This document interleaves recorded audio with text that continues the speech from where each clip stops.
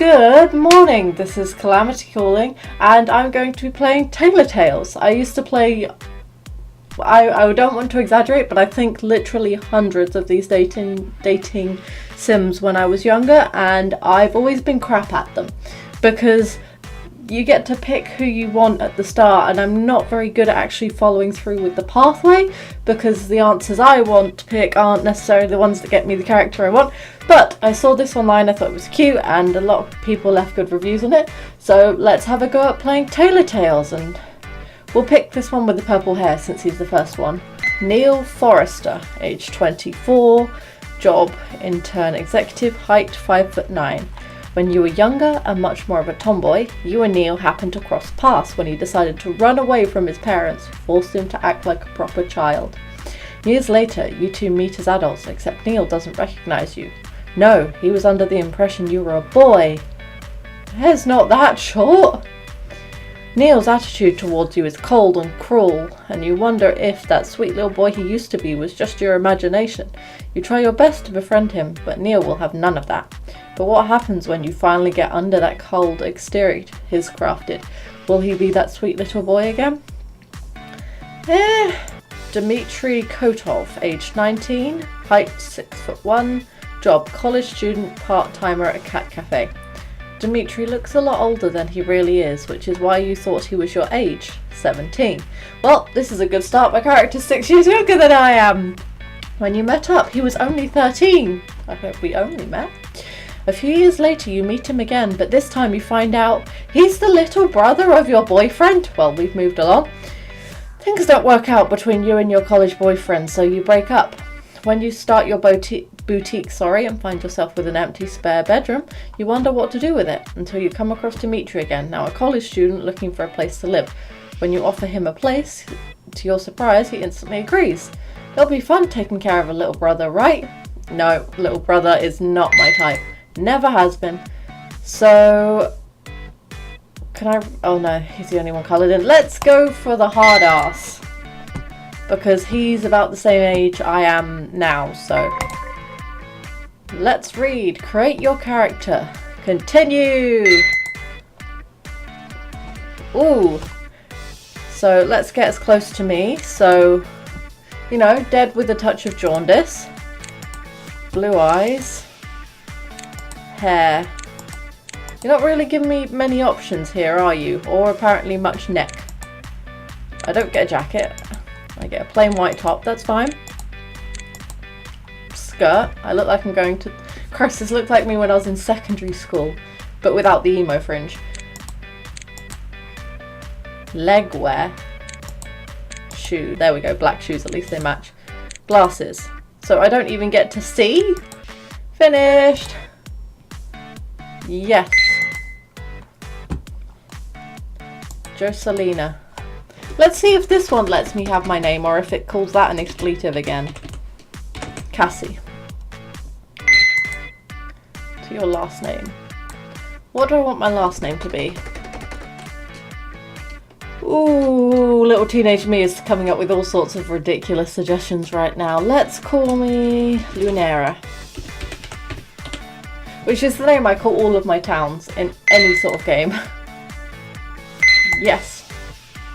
Enter a boutique name. How the heck am I as a 17-year-old owning a boutique? Let's call this... What's something comfortable and inclusive? Flora. Flora's place? Why not? Yes. Okay. So I found an issue in that most of my t-shirts are striped. So when I'm going to do a video, I have to like chuck on a jumper, because if you can see stripy t-shirt underneath, it seems to fizz out the camera. I'm not sure why, but if you ever see like t-shirts peeking out of ill-fitting jumpers, it's because I've just realised actually I can't wear my outfit. So let's just shut up and get going. In Tailor Tales, to continue reaching each chapter of the route selected, you will need to earn money. You can earn money by creating garments for clients. Okay, let's decorate. Ooh, these are some lovely options I've got right here for plain, plain or plain. Right. I've been playing the entire day with my friends at the local playground. We played all sorts of games. Tag, cops and robbers, hide and seek. It was all so much fun. The sun is starting to set and all of the other kids have gone home already. I should probably head home as well. My mother is making dinner and waiting for me. I look down at my hands, which are dirty, and there's a cut on my knee. My clothes have spots of green on from rolling around in the grass with the other kids. She's not gonna like this. I'm probably gonna get yelled at again. But I have to go home. Mother, I'm home, I yell when I open the door. Mother is in the kitchen preparing food. Wash your hands and sit down for dinner, she yells back. Obediently, I walk towards the kitchen to wash my hands. Cassie, she gasps at me. You're completely filthy.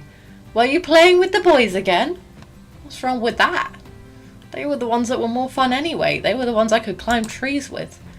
Look at your clothes. What am I going to do with you? How I wish you were more girly. I look down at the floor. Mother is always saying things like this to me. I just like playing around with kids. I don't care about my clothes. Come on now, wash up and sit down. I have a surprise for you after dinner. Can I eat it? That's a very important question. My eyes light up. A present? That's unexpected. I hurriedly wash my hands and sit down. When dinner is served, Mother keeps making comments how I shouldn't play so roughly and I should keep my clothes clean. I finish up my food, eager for my present. Time for your surprise, Cassie, she exclaims. She walks out of the room and returns soon after holding a large white box. She hands it over to me. Gleefully, I open it up. A bunch of pink fabric is in the box. A bit confused, I pick it up. I'm staring at a little pink dress in my tiny hands. It feels smooth against my skin, like it's really expensive. The fake crystals embedded into the hem sparkle brilliantly. I'm horrified! It's like a princess dress, and I hate princess dresses. They get in the way of playing. Wouldn't it look simply adorable on you? Grandma made it for you. That's nice. Thank you, Grandma. Kind. If your nan's gone to the effort of making you a dress, you can at least be nice about saying thank you. You don't have to wear it unless they're actively around anyway. I guess it would. Do you want to try it on? I sigh, then take the dress with her hat from her hands. I really don't want to wear it, so I come up with a plan. I want to go out and play again. Can I? I don't want to put it on now and make it dirty. I lie. Mother nods. All right, fine. Be back by 7. And don't talk to strangers. Lady, you're pretty strange too. Quickly, I leave the house and run away. I definitely did not want to wear a princess dress. The sun is completely gone as I arrive at the playground. It's dark and kinda scary. I kick a rock in frustration. Mother can't make me wear those stupid frilly dresses. Actually, when I was little, I loved those frilly dresses. I just wore shorts underneath, so I could still climb the tree, but I didn't upskirt anyone, or downskirt, I guess. I didn't flash anyone. Always telling me to dress up and look like a girl. I hate it. I don't like all those frilly dresses and looking cute. It just gets in the way of playtime. My friends always make fun of me when I show up in a frilly dress. Just wait till puberty. And I can't play because Mother doesn't want it to get dirty. I just want to go outside and play with my friends. But the playground is empty, since most kids have a curfew and they're already gone now. I'm alone, and I don't like it. Not even Cody is here to play with. I actually had a childhood friend called Cody. Frustrated, I kick a rock into the metal blue dome on the playground. Ooh. It makes a hollow sound as it bounces off. Ah! Who's there? I'm startled by the sudden voice coming from the dome. It seems someone was hiding there. Yeah, come out. Come out! I yell, wanting to know who it is. It takes a while, but within seconds, That's an oxymoron. I see a small boy crawling out of the hole. Oh, he's adorable. At first I see a bush of purple hair emerging from the hole. No, alright. Then I see the rest of his body come out, revealing the dirt on his expensive looking clothes. His eyes are big and red, looking at me in fear. I don't recognise him at all. That's a noise.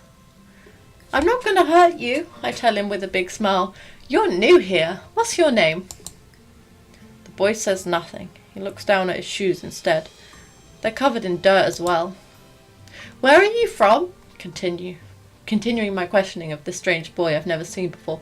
You're definitely not from round here.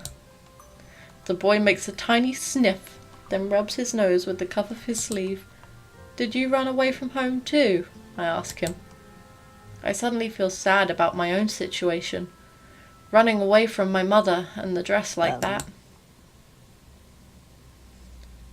You're not going to tell them, are you? The boy finally says. He sounds like he's been crying a lot. I smile at him. Of course not. We can be runaways together. He looks up at me, a spark returning to his eyes. Why are you running away? He asks.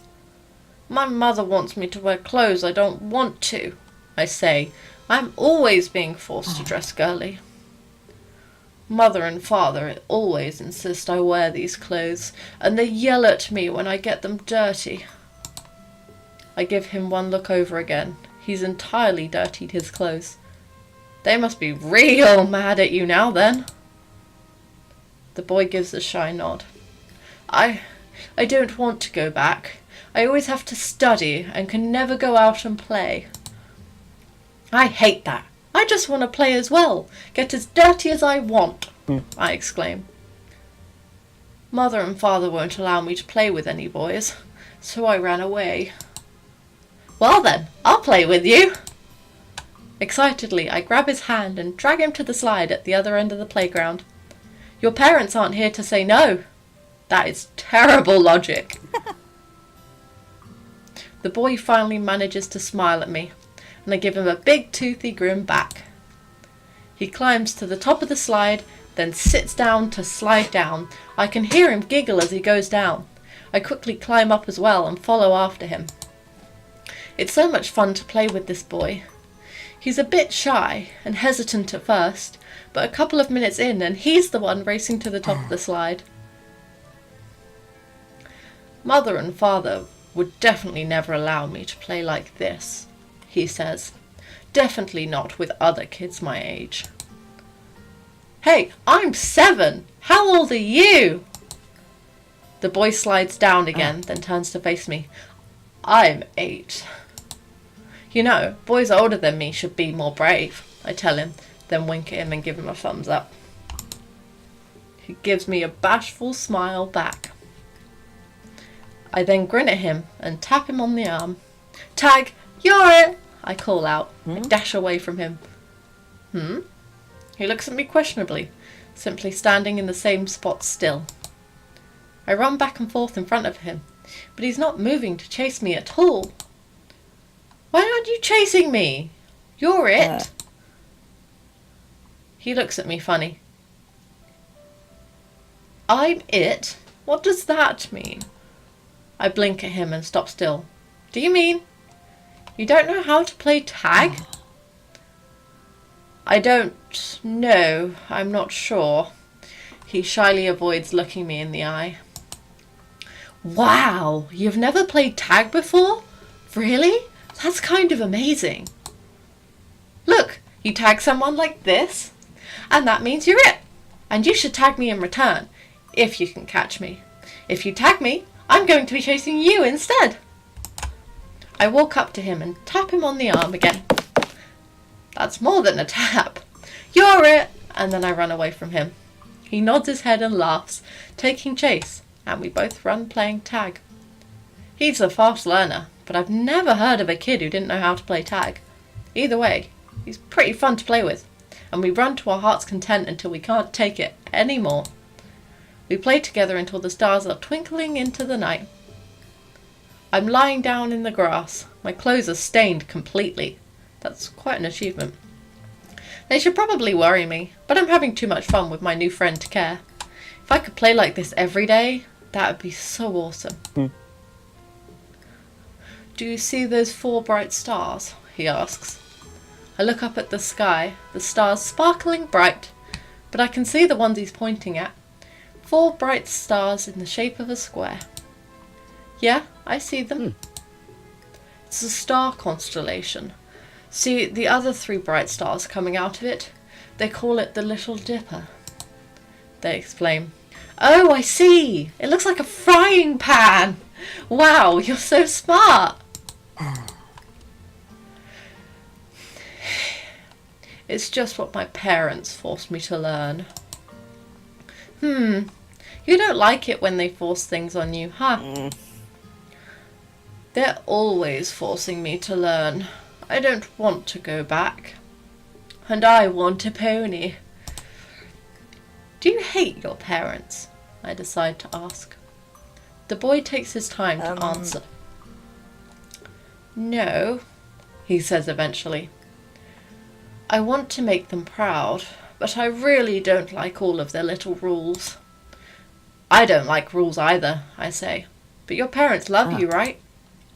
The boy shrugs. I guess.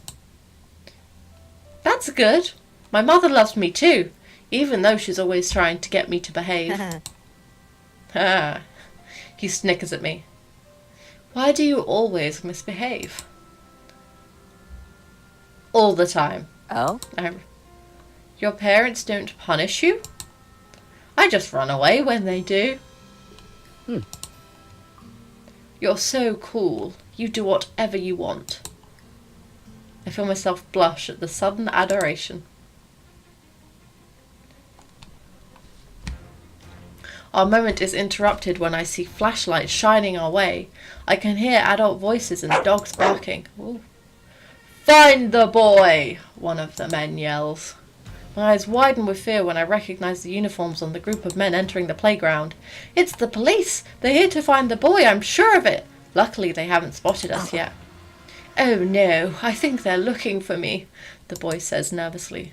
What should we do? The boy looks frightened, and I'm sure he doesn't want to go home just yet. Distract the police. Quick! Hide! I'll distract them, I tell the boy. He quickly hides behind one of the trees, and I step up towards the group of flashlights. Hey! There's a kid! Yells one of them. The police walks up to me, and I get nervous, feeling my stomach drop in a bundle of nerves. But I have to protect my new friend. So I swallow my uneasiness and look him straight in the eye. No, it's not him. Hey, have you seen a little kid around here? Your age and height, purple hair. We're looking for him. He's lost. I nod my head. Yes, I've seen him. He ran away when I tried to talk to him, though. Which way did he go? The police officer asks. I point in a random direction. He went that way. About 10 minutes ago. Everyone gather around. The boy went this way. The officer yells. All the other men gather around and follow him as they walk in the direction I pointed at, leaving us alone in the playground. My heart is beating like crazy. I can't believe I fooled them. The boy appears behind the tree and looks at me with dazzling eyes. Wow, you lie to them without blinking an eye, he says in awe. Are you kidding me? I was so nervous I thought my heart would jump out of my chest. I'm still surprised I managed to pull that off. Either way, the police are gone, but who knows for how long. We can't stay here forever, so I start to wonder where we should go, and the only thing I can think of is my home. Even if my mother is waiting for me at home with that dress in her hands. Yes, that would be the best idea. I start to walk towards my house. We can hide there. Where are we going? The boy asks when he notices that I'm walking away. My home? I reply. Mother will protect him. He says nothing but quietly follows me, like a little lost puppy. Except, when I got home, my mother contacted the boy's parents immediately, and he was picked up very swiftly. I couldn't even get a word in, and was punished harshly for running away with him. I never saw him any more after that day, I sometimes still wonder what happened to him.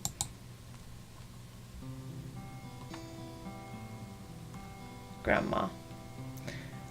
How are you doing, Cassie? Apparently she's old and frail. Grandma asks with a big smile. Lately, Grandma hasn't been feeling well, so Mother and I went to visit her at the hospital. Grandma is hooked up to a bunch of machines with wires and tubes. It looks scary. I run over to her, climb on the bed and hug her. I'm fine if you are, I yell. Cassie, get off the bed. Grandma needs her rest. Doctor's orders. I let go and climb down from the bed, standing next to my mother. How are things at home? Things are doing fine, although little Cassie doesn't want to wear the dress that you made for her. Snitch. I pout in response. Is that so? Grandma says with a laugh. I used to be just like you, she says and taps her finger on my nose. Were you as little as me? Oh, I was even shorter. Much smaller. I liked to play around in the dirt without a care in the world. Those were the days. Did your mother make you wear skirts and dresses too? Mother sighs in the background. All the time. My grandma flashes a knowing smile to my mother. It wasn't really fit for a girl not to wear a skirt back then, so it was like I had no choice. So Grandma was the same as me. Back then, all girls were taught simple sewing methods. We needed to be able to have skills suited for running a household. Stitching up torn fabric was one of them. Sounds boring, I yell. And it was. I didn't want to learn because why would I use it? And then Mother cuts Grandma off. But then she met Grandpa, didn't you? Ah, yes, I met your grandpa when I was a little older. He was riding his bicycle, showing off in front of the popular kids. Then he fell. Quite hard. For you, Grandma. He had somehow managed to rip a hole in the seam of his trousers and everyone could see his underwear. The popular kids laughed and laughed at him. He was mortified. What happened then? Did you yell at the kids? No, my dear, I didn't. Instead, I pulled him to the side and asked him to strip. She's quite forward for a first date. Mother! My mother yells. She's only 7! Mother laughs. Grandmother laughs, which causes her to take a few coughs as well. Considering he couldn't be embarrassed any further, he took off his pants. I used my small little sewing kit to patch up the hole. You had a sewing kit with you? Yes. My mother forced me to carry one with me. For emergency, she said. Guess she was right. What happened between you and Grandpa then? Oh, honey, it was like a movie. We were inseparable since. He would buy me roses to show how grateful he was. He didn't care if I wore a skirt or pants. He was just happy that I showed him compassion at a time when everyone else simply humiliated him. I smile at the story. I always like hearing how Grandma met my grandpa, even though I barely knew him before he passed away. I don't remember the roses, Mother mentioned thoughtfully. Ah, well, I never told you everything. I guess carrying the sewing kit with me wasn't so bad after all. It made me meet Grandpa, and so I started taking a slight interest in sewing. Oh, well that's not as interesting.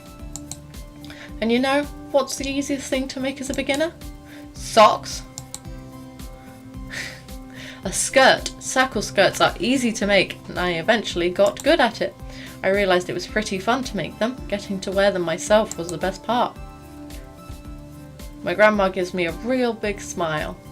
And that, Cassie, is how I started wearing skirts as well as pants. I don't really see why though. I still don't want to wear girly stuff. But I'm happy Grandma is smiling at me, so I smile back at her. Okay, let's go home, Cassie. Grandma needs to recover. We can visit her again tomorrow. I hugged my grandma goodbye and we left the hospital. Oh, I was about to say I don't like this music. This music means bad things are happening. Grandma never got better. I don't know why, but she got sicker, and then one day she was gone. Mother handled the funeral, and I didn't know what to do and refused to leave my bedroom. I wanted to cry and yell. It was unfair. Grandma was the nicest person on earth. Why was she taken from me? I'm sitting in my room, locked up. I don't want to go out and meet people's stares. I'm sick of putting on a fake smile to pretend I'm happy. I'm not happy. Cassie, please, come out of your room, she begs me. No! I miss Grandma. She was always so kind and sweet to me. She always knew how to make me laugh too. I start to rummage through my closet, digging through all my clothes looking for something. Ah! Found it! It's the white box with the dress inside that Grandma made me. Oh. I quickly take off the lid, seeing the pink dress lying in the box untouched. I bury my face into it. It smells like Grandma's place. It's comforting, so I hug the dress to my body. I'll treasure it, Grandma. I'm not going to throw it away. I fall asleep on my bed with the dress in my hands. So, this was chapter 1 of Tailor Tales. I now actually understand why it's called Tailor Tales. But what do you think about me keeping this maybe as a Saturday series and then carrying it on if I find another game of a similar sort? Let me know what you think. So, I hope you have a very lovely day, and most importantly, you do you.